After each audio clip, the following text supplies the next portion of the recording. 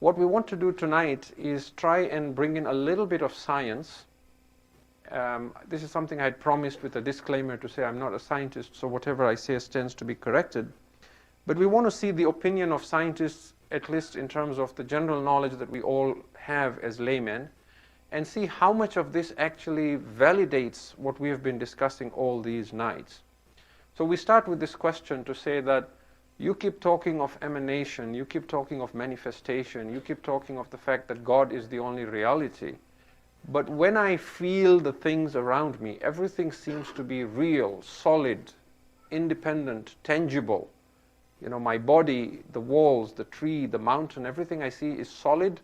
It seems like it's an independent reality on its own. It doesn't seem like it's just a manifestation or an emanation of something. So let's ask science. What does science say?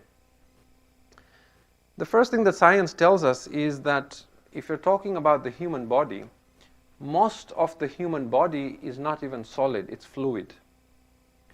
If you look at, for example, this term we call body water, right? Search for body water.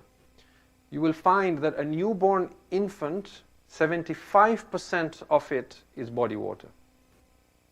An adult is about 65% fluid or water. And then, of course, there is a disagreement and a variation. You will see, for example, the female body is 50 to 55% fluid or water. The male body is 60 to 65% and so on. But most of your composition is water. That means if we sucked all the water and fluid out of you, just like vacuuming it out, you would shrink and there'd be only like 35% of you left.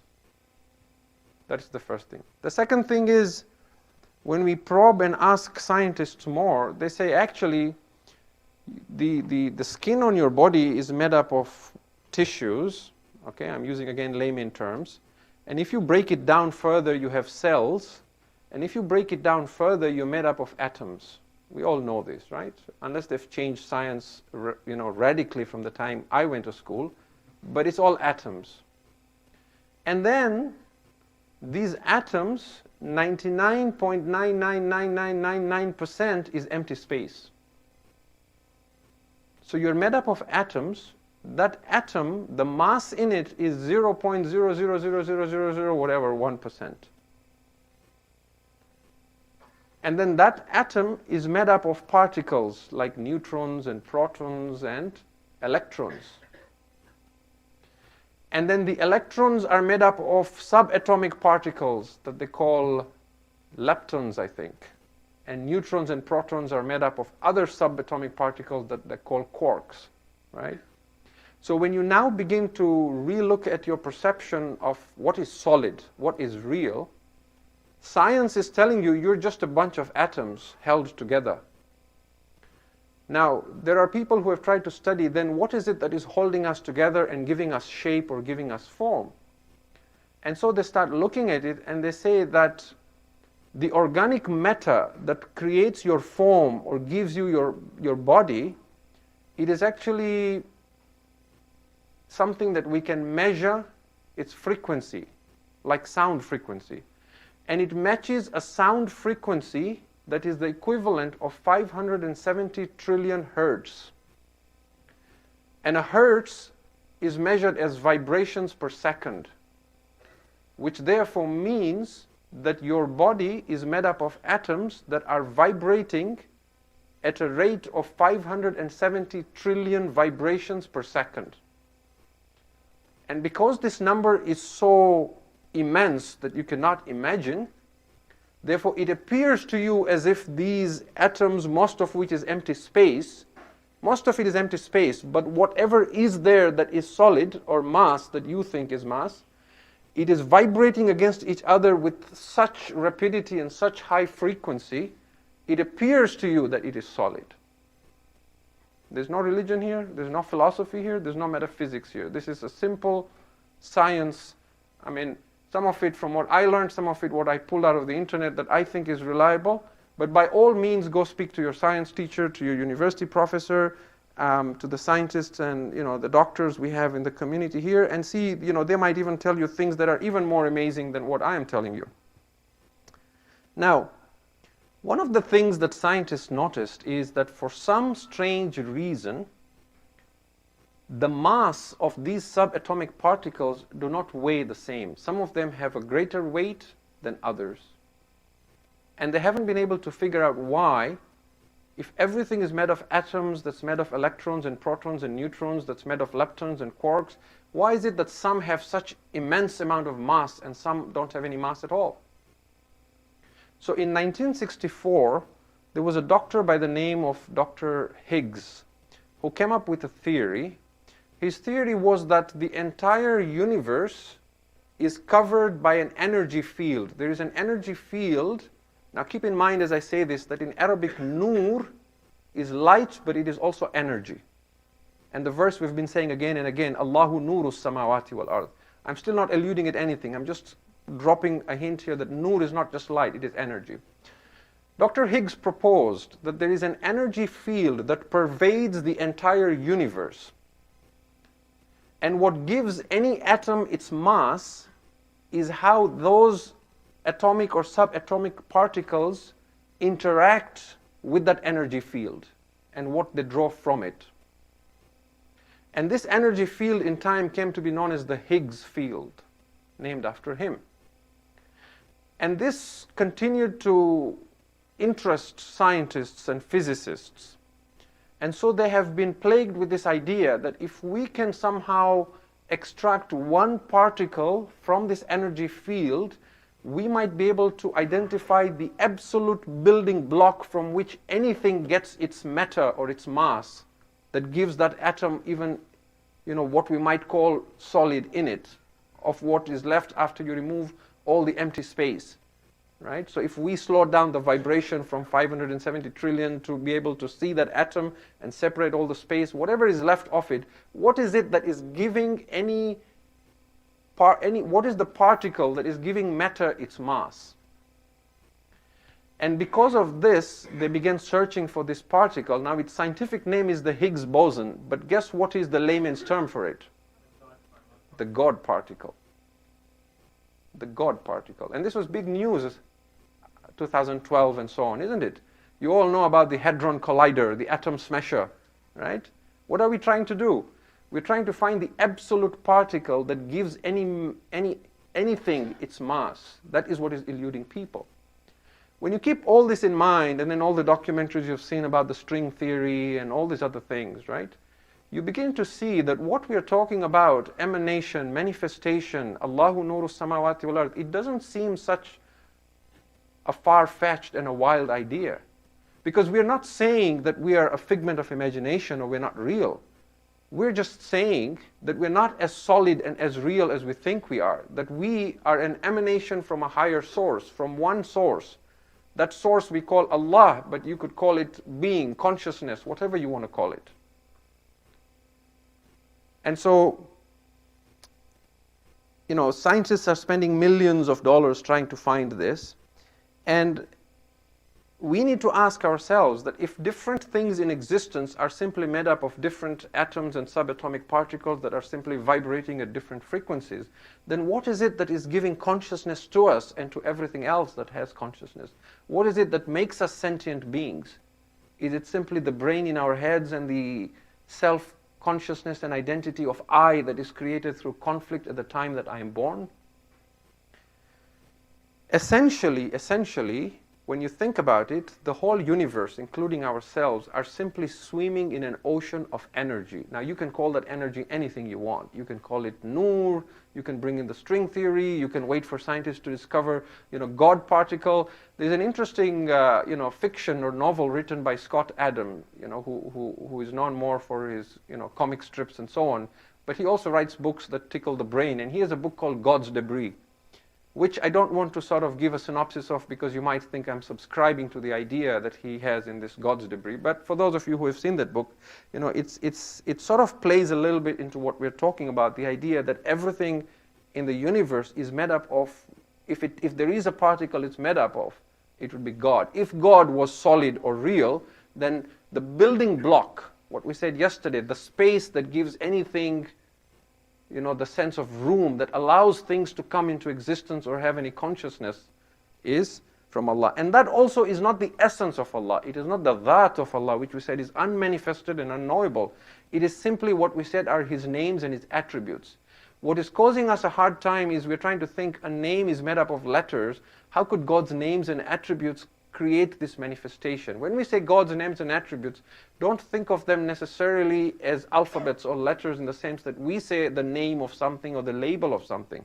You could think of it as, that part that allows, anything to manifest. We call it names because those are the things we identify and associate back to Allah.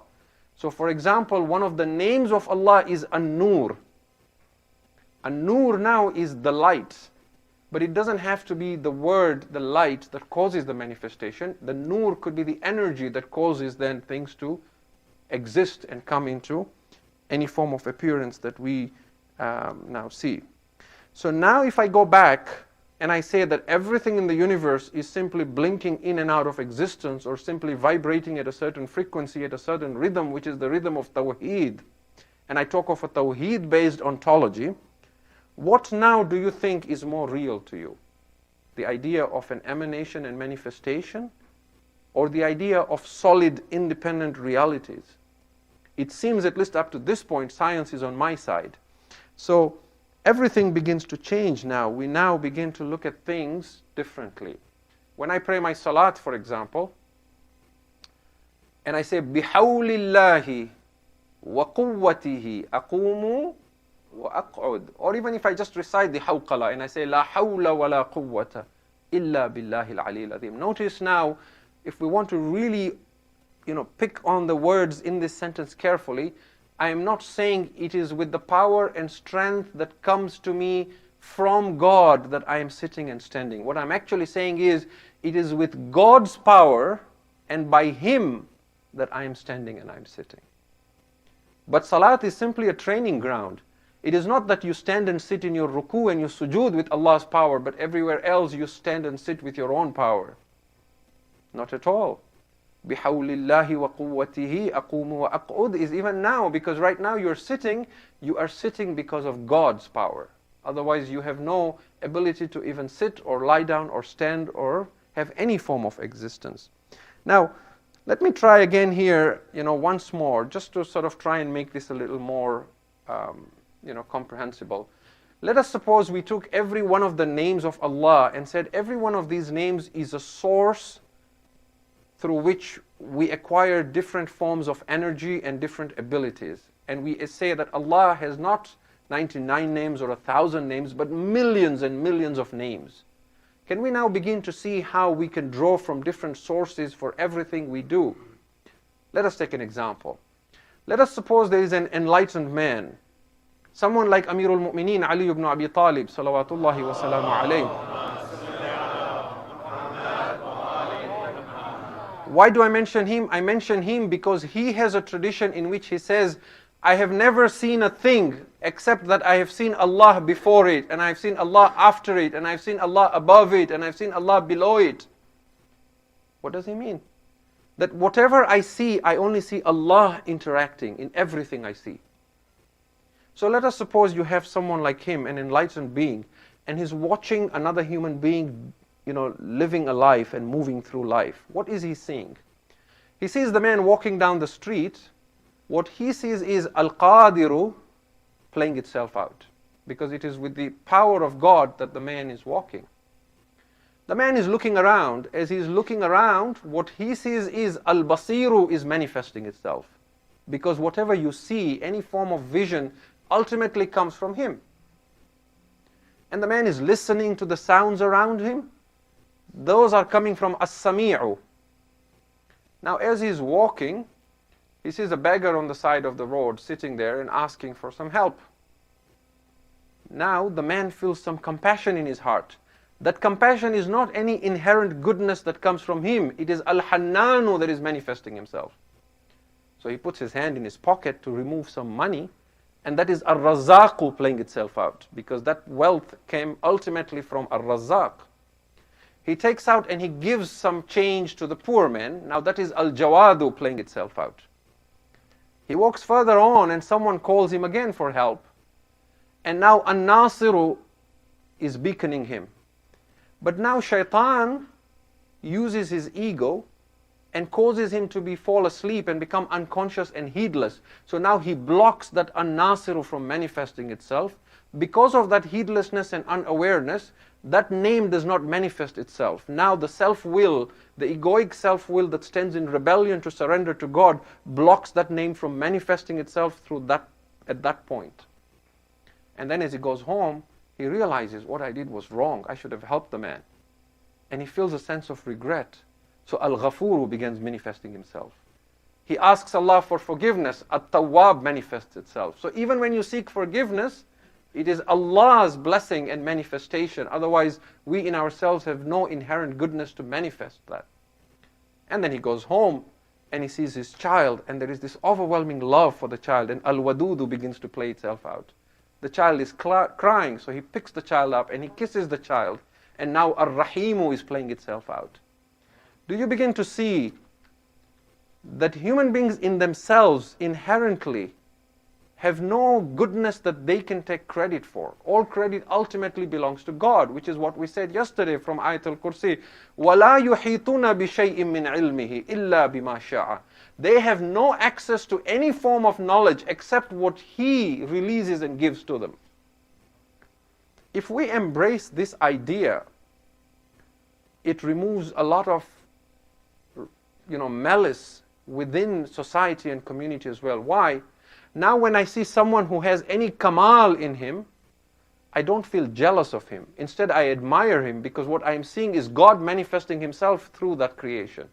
I have no reason to feel jealous, because there's nothing good in him. If he is displaying such great knowledge, it's not him that is it is Al-Alimu manifesting. I should be admiring Allah, just like you admire the sunset. You say, Subhanallah, what a great creator. Look at what He is doing through this creation.